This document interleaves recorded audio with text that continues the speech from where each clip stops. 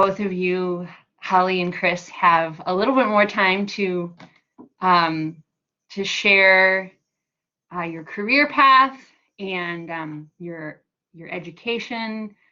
And we will have questions ready to ask you after you've gotten a chance to speak. We will also take questions in the chat.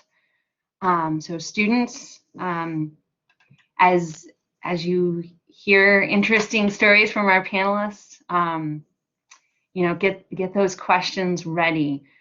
We want to make sure that that you're able to take the most of learning and thinking about different career options for different communications related career paths.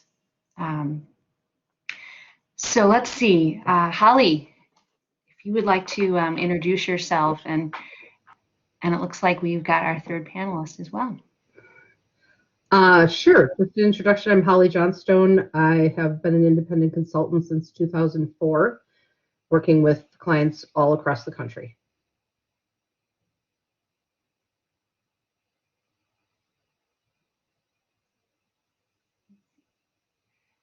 Can you share a little more, Holly, about your educational path and oh, I thought we were just introducing the panelists first, and then we were going to do that. I'm happy to go ahead and. Oh yeah. Okay. Excuse me. Yeah. Oh, no problem. So my undergraduate degrees are from UW-Madison in communication and psychology. I had the opportunity to study in Sydney, Australia as part of my undergraduate education, which was super fun. The bad thing, I will tell you right now, for those of you who have not realized it yet, the bad thing about graduating with a degree in communication is you get out and they go, "That's fantastic, you can do anything," and you're like, "But wait, but what does that mean I'll do?" So I was like, I wish I would have been an accountant, because then I would know what I'm doing. So anyway, it does take you a bit to figure out, potentially, unless you really know what you're doing, where you best fit in the wide array that is communication. I was lucky. My first job out of college, I was a membership services representative for what is now the American Society for Quality. And through that, I started to learn what I did and didn't like about communication. I did a stint at McDonnell Douglas in California as a technical writer, which was it's a whole different part of communication, which was, I love learning about different things. It just helps you to learn more about what you love and don't love and why. That's probably the psychology part of my degree. And then I came back to Milwaukee and I worked for Assurant, well, it was Time Insurance, then Fortis Health, then Assurant Health for 9 years. Then I went to SC Johnson for 3.5 years. And after we had our second son, I stayed at home for about 1.5 years. And then I started working as a consultant. And I've been doing that ever since, and I absolutely love it. Wonderful, thank you. All right, Chris, if you would like to introduce yourself next. Sure. So I'm Chris Berry. I graduated with a communication arts degree way back in the late 80s. And my focus has always been filmmaking. And I parlayed that into a career in communications. Creative communications, I guess, is how I look at it. From Wisconsin, I moved to Minneapolis after I graduated, and because I had family here, and I found my way into the film industry in the Twin Cities, which back then was late 80s, early 90s. We had everything from Prince going on here to all kinds of movies, and a lot of ad agencies in town here, and a lot of Fortune 500 headquarters are here. So it's kind of a great business hub, and there was a lot of film and video going on, and I wanted to direct and get into that world. So I came here and I sort of worked my way up in the industry. And I worked as a crew member and did movies, and I worked on some Prince music videos and films, and all kinds of commercials and kind of learned the ropes, and was making my own stuff as well. And I had been making stuff at Madison and continued that, and eventually landed as a producer director at a place called Media Loft, which is a events and video production company here in town, creative communications company. And the clients there were Target, still are, Polaris snowmobiles, Rollerblade, which was very big in the 90s, and handful of other clients. So I was producing and directing videos usually for big live events that Target would do or Polaris would do, or we'd make pieces that would end up in dealerships for Polaris or dealerships for Rollerblade, some training and stuff like that. But I was learning sort of what the power of video as a communication tool. And I was still had aspirations to do my own stuff, but I had to make a living. I too had started a family, and so my stint at Media Loft working for those big clients was like a boot camp, and I was able to make a living. And I ended up in the year 2000 going to Best Buy, where I've been for about 20 years now, and it's been just a great ride. Best Buy is still a very healthy company. It's doing really well. We just had a really great year in spite of the pandemic. I think because of it, we've done really well. And I manage the internal team that does pretty much all the video and a lot of the creative behind live events and virtual events for Best Buy. And we do stuff from marketing to internal stuff to projects that the analyst community in New York might see. So all the sort of the stakeholders of Best Buy. And I have a team of about 20. And so I guess, and along the way, I've worked pro bono. I have my own little production company, and I've done stuff for political causes and NGOs and nonprofits. And so I have sort of the stuff that I love doing on the side, but I also love to do what I do for a career.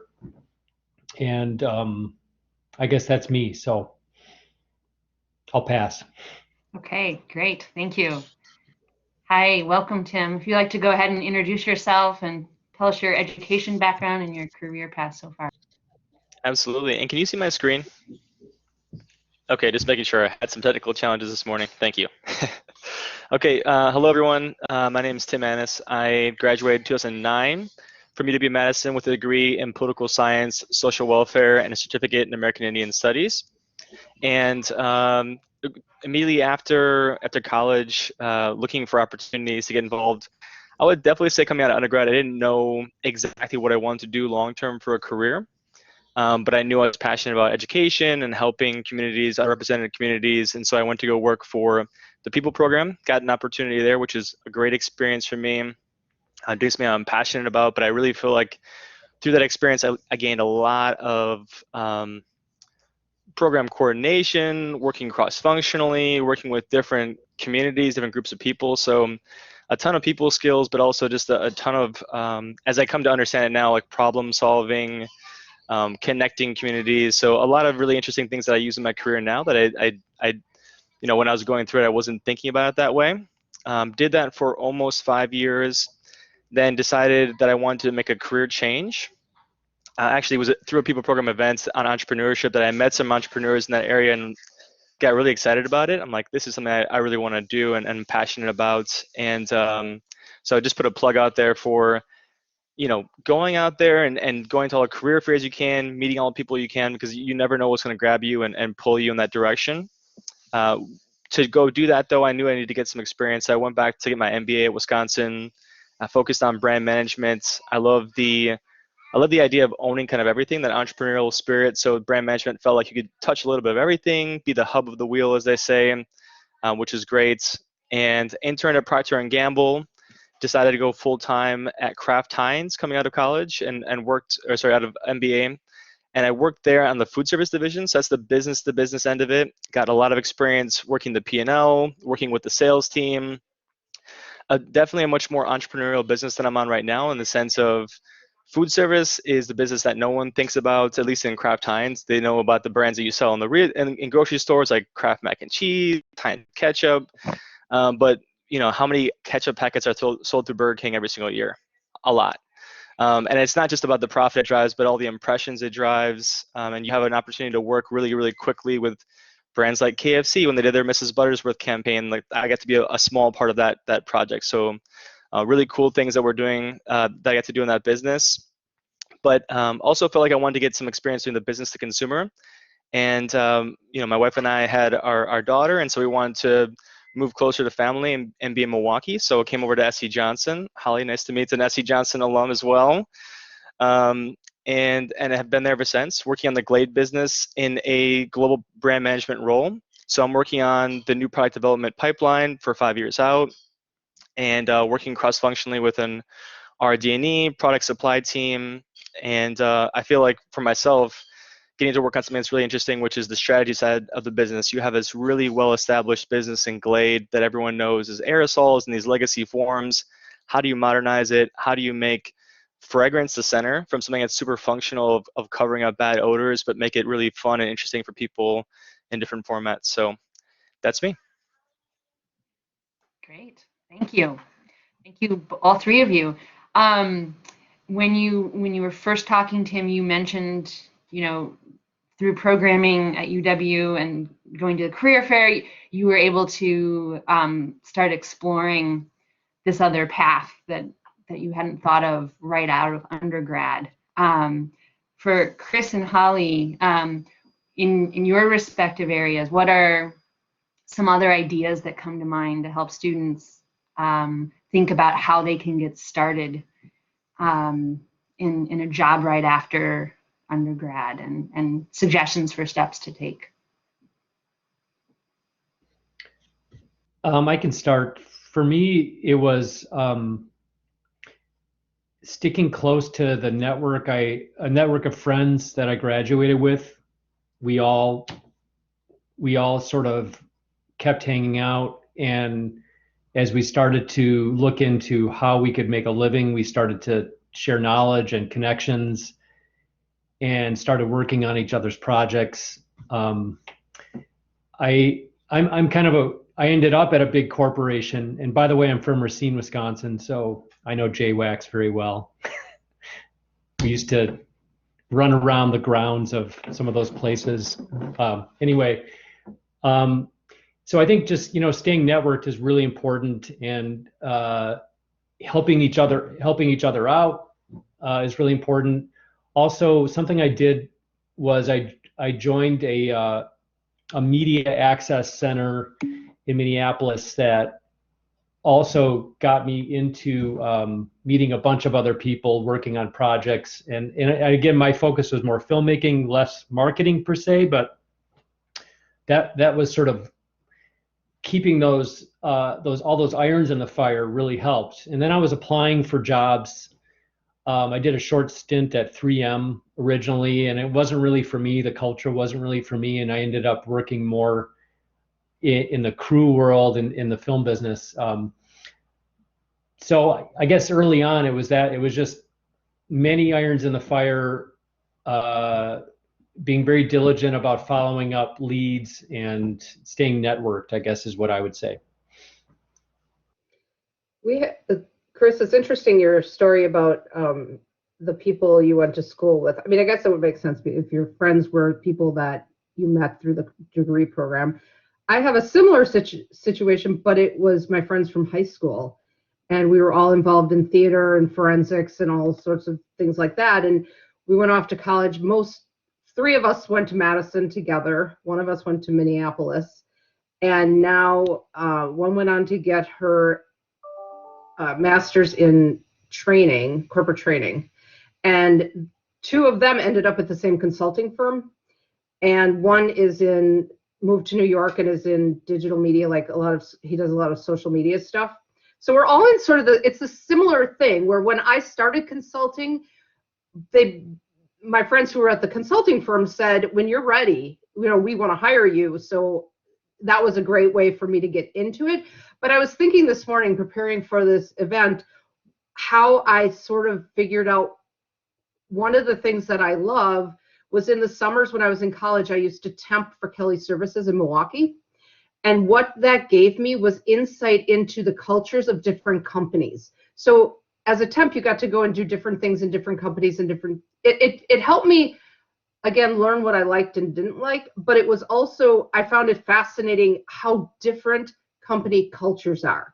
And that's something that I continue to enjoy in my career. I have clients, across the board in digital interactive entertainment, a gaming company.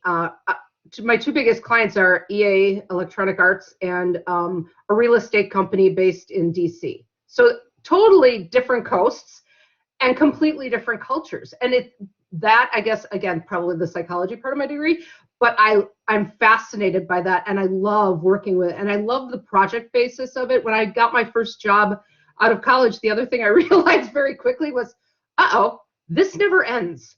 Like, I work, because when you're going in school the whole time, everything ends. Every semester you start over. And when you get a job, that doesn't happen. So the parts of your job that you don't like, they don't go away in a semester.